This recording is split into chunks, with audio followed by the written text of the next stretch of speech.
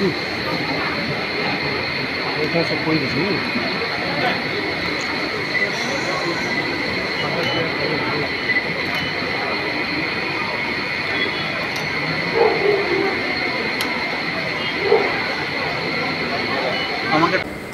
কথায় আমি হয়তো বলবো, বন্ধুগণ আপনারা সবাই জানেন ভারতবর্ষের অন্যতম প্রাচীন জাতি হচ্ছে সাঁওতাল জাতি এবং অন্যতম বৃহৎ জাতিগোষ্ঠীর মানুষ হচ্ছে সাঁওতাল, যাদের নিজস্ব ভাষা, সাহিত্য, সংস্কৃতি এবং ধর্ম শুধু পশ্চিমবঙ্গ নয় সারা ভারতবর্ষের সাংস্কৃতিক উত্থানের ক্ষেত্রে একটা বিশাল ভূমিকা পালন করছে। কেননা ভারতবর্ষের যতগুলো ভাষা, সাহিত্য, সংস্কৃতি এই যাবৎ আছে তার কোনো না কোনো জায়গাতে সাঁওতাল জাতির ভাষা, সাহিত্য, ধর্মের প্রভাব আমরা দেখতে পাই। অথচ ভারতবর্ষে আমরা যেটা লক্ষ্য করেছি, আদিবাসীদেরকে এই স্বাধীনতার ৭৮ বছর পরেও তাদের হয়তো যোগ্য সম্মান দেওয়া হয়ে ওঠেনি। সরকার চেষ্টা করেছেন, আদিবাসীদেরও একটু চেষ্টা করা দরকার। কারণ একটা জিনিস আপনারা লক্ষ্য করবেন, ভারতবর্ষ হচ্ছে একটা পৃথিবীর প্রতিরূপ। যে ভারতবর্ষে বিশ্বের হেন কোনো জাতি নেই যাদের বসবাস এই ভারতবর্ষে নেই, হেন কোনো ভাষা নেই যেটা ভারতবর্ষে চলে না। কিন্তু ভারতবর্ষের অন্যতম প্রাচীন জাতিগোষ্ঠীর মানুষ, অস্ট্রিক ভাষাগোষ্ঠীর মানুষ হচ্ছে ভারতবর্ষের প্রাচীনতম জাতিগোষ্ঠী এবং এদের আদিবাসী হিসেবে হয়তো অনেক ক্ষেত্রে আমরা অবজ্ঞা করে থাকি, কিন্তু আদিবাসীরা অবজ্ঞার পাত্র নয়। আদিবাসীর এমন এমন কিছু জিনিস আছে যেটা তথাকথিত অগ্রণী সমাজকে ফলো করতে হবে, ফলো করা উচিত, অন্তত মানবতার খাতিরে।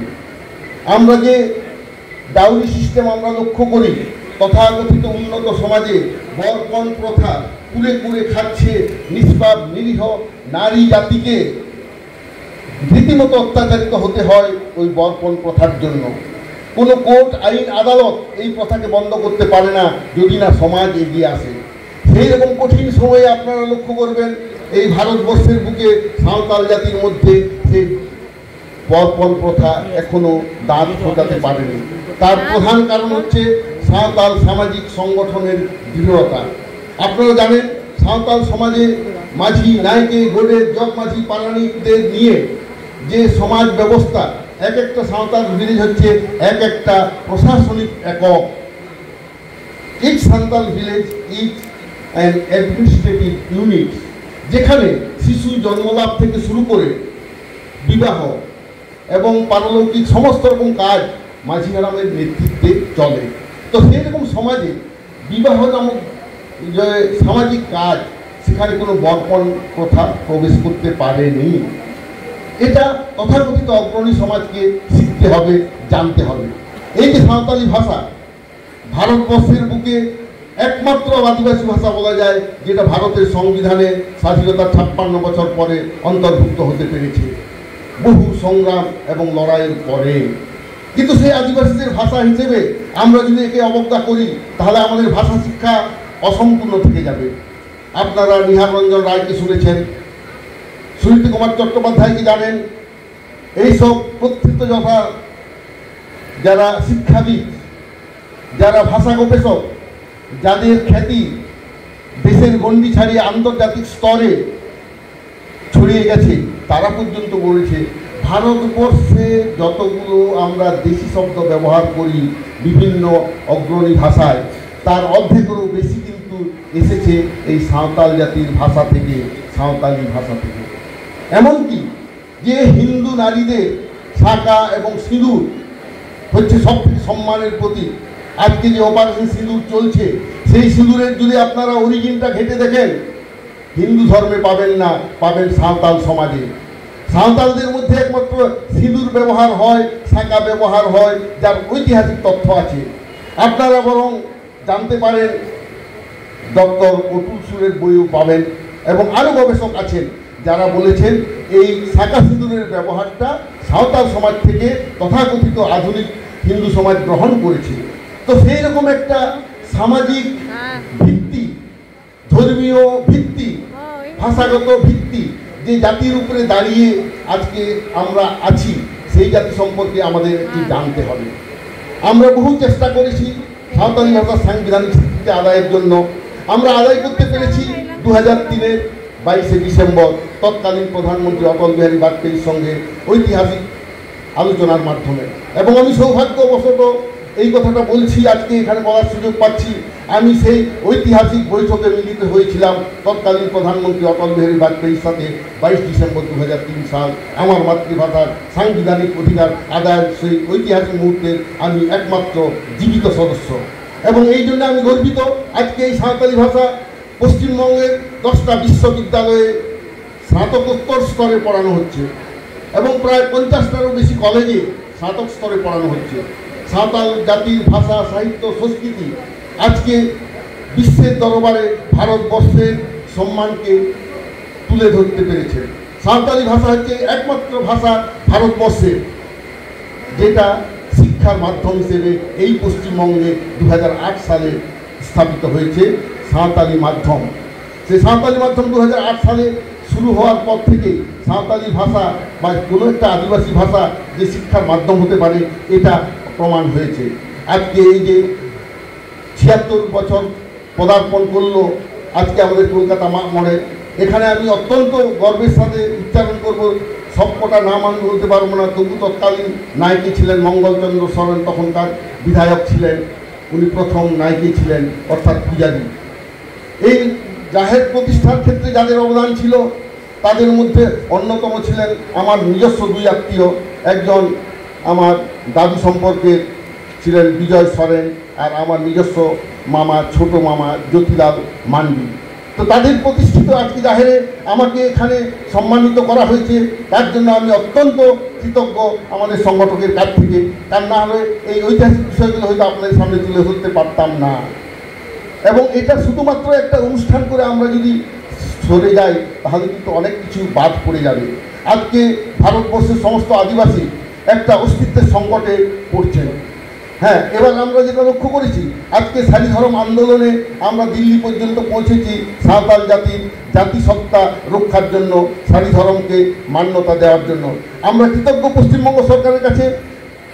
বিগত 17 ফেব্রুয়ারি 2023 সালে পশ্চিমবঙ্গ বিধানসভায় সারি ধর্মের জন্য পৃথক বিল উনি আনতে পেরেছিলেন বর্তমান মুখ্যমন্ত্রী, এবং আমরা ভারতবর্ষে একটা দাবি জানাতে পেরেছি যে সাঁওতাল জাতির ধর্ম সারি ধর্ম তার জন্য পৃথক কোড দেওয়া হোক। আজকে আমি খুব খুশি, এবং সাঁওতাল জাতির পক্ষ থেকে এইটুকু আমাদের পুলিশ প্রশাসন আছেন, প্রশাসনের সবার কাছে আমরা বলছি, পশ্চিমবঙ্গে যতগুলো জাহের আছে আমাদের, জাহের স্থান হচ্ছে পুজোর স্থান, সবকটাতেই যাতে সরকারি অর্থে সেগুলোকে সংরক্ষণের ব্যবস্থা করা হয়। সরকার ইতিমধ্যে তার কমিটি গঠন করেছে আমরা জানি, কিন্তু ইমপ্লিমেন্টটা যাতে দ্রুত হয় তার জন্য অনুরোধ রাখছি। যাই হোক, অনেক কিছু বলার থাকলেও এই ক্ষুদ্র বক্তব্য পেশের মাধ্যমে আমি আংশিক কিছু বলতে পারলাম, কেননা আমাদের ডিগ্রি যারা আছেন ওদের সময়ের মূল্যকে লক্ষ্য রেখে আমি আমার এই ক্ষুদ্র বক্তব্য এখানেই শেষ করছি। নমস্কার, জোহার। অনেক অনেক ধন্যবাদ ডক্টর সুবোধ হাসদা মহাশয়কে। এরপরে আজকের আমি প্রধান অতিথি মনোজ কুমার বর্মা IPS মহাশয়। আজকে মা কোট পূজা অনুষ্ঠানে আপনাদেরকে সকলকেই আমার তরফ থেকে, আমাদের কলিগস যারা এখানে উপস্থিত হয়েছেন ওদের তরফ থেকে অনেক অনেক শুভেচ্ছা, ভালোবাসা ও অভিনন্দন জানাই। আজকে যেটা আমরা জানতে পারলাম এটা আজ থেকে এটা 76th, এই পূজাটা 76th ইয়ারে ঢুকেছে। 1950 থেকে এই পূজাটা, যেটা আমাদের আগে ডক্টর সুবোধ হাসদা জানিয়েছেন, 1950 থেকে এই পূজাটা শুরু হলো। তো 76th ইয়ার আজকে পূজাটা প্রবেশ করলো। এখানে আমাদের সহকর্মী যারা আছেন ওরা, ওদের ফ্যামিলি মেম্বার্স, বাচ্চারা, ছোট ছোট বাচ্চারা সবাই উপস্থিত হয়েছেন। দেখে খুব ভালো লাগছে। তার থেকেও ভালো যেটা লেগেছে, প্রত্যেকটা ফেস্টিভ্যাল থেকে আমরা অনেক কিছু শিখি। আজকে যেটা আমরা দেখলাম, আমরা যখন এখানে বসেছিলাম, তো ছোট ছোট বাচ্চারা, ওই দুটো মেয়ে, ওরা এসেছিল, এসে যেভাবে ওরা প্রণাম করলো, এটা একটু মানে আলাদা। আর সান্থাল ট্র্যাডিশনকে যেভাবে ওরা দেখিয়েছে, এটা খুব ভালো লেগেছে। এছাড়াও যেটা ভালো লেগেছে, যেটা পূজার বেদি আছে, ওখানে একজন মেল গড আছেন, একজন ফিমেল গডেস আছেন, আরেকটা যেটা হচ্ছেন যারা আমাদের ডিপার্টেড সোল, ওদেরকে একটা বিশেষ স্থান ওখানে দেওয়া হয়েছে। তো নর্মালি যারা আমাদের ডিপার্টেড সোল আছে, ওদেরকে এইভাবে আমরা খুব কমই রিকগনাইজ করি। তো এটা একটু আমার যেন অ্যাটলিস্ট এটা আলাদা ট্র্যাডিশন, যেখানে আমাদের পূর্বজ, আমাদের ফোর ফাদার্স যারা আছেন, ওদেরকে একটা বিশেষ স্থান দিয়ে ওদেরকে আজকে এই দিনে পূজা করা হয়। তো এটাও একটু আলাদা। এছাড়াও মানে যেটা আমরা জানি, এখানে অনেক দূর দূর থেকে আমাদের ভাই বোনেরা এসছেন। তো প্রত্যেক ফেস্টিভ্যালে একটা কিছু বৈশিষ্ট্য কিছু থাকে। আজকে দেখলাম মানে টুগেদারনেস, আমরা সবাই একসঙ্গে আছি, একসঙ্গে আমরা এই ফেস্টিভ্যালটা এনজয় করতে পারছি। এটা খুব আনন্দের বিষয়। আরেকটা যেটা ডক্টর সাহেব বললেন, মানে ভারতবর্ষে নানা ভাষা, নানা ধর্ম, নানা ট্র্যাডিশনস আছে, কিন্তু মানে ডাইভার্সিটি অনেক আছে, কিন্তু ডাইভার্সিটির মধ্যেই যে একটা ইউনিটি দেখা যায়, ওটা অনেক ইম্পর্ট্যান্ট। অ্যান্ড আজকে বিশেষ করে আজকে যেরকম সিচুয়েশান আছে, এখানে এই যেটা মানে একসঙ্গে আমরা আছি, একসঙ্গে এখানে ফেস্টিভ্যাল এনজয় করতে পারছি, এইটা মানে খুব ইম্পর্ট্যান্ট আছে। At least as a police member আমরা সব একসঙ্গে একই জায়গায় আছি, এটা একটা আমাদের বড় পাওনা। এটা একই জায়গায় আমরা একই জায়গায় জমা হয়ে এই ফেস্টিভ্যালটা আমরা এনজয় করতে পারছি। আর একটু দীর্ঘায় কিছু বলবো না, বেশি কিছু বলার কিছু নেই। আপনারা সবাই খুব ভালো থাকবেন, সুস্থ থাকবেন, অ্যান্ড যেখানে যেভাবে আছেন ভালো করেই থাকবেন, এনজয় করবেন। আমরা জানি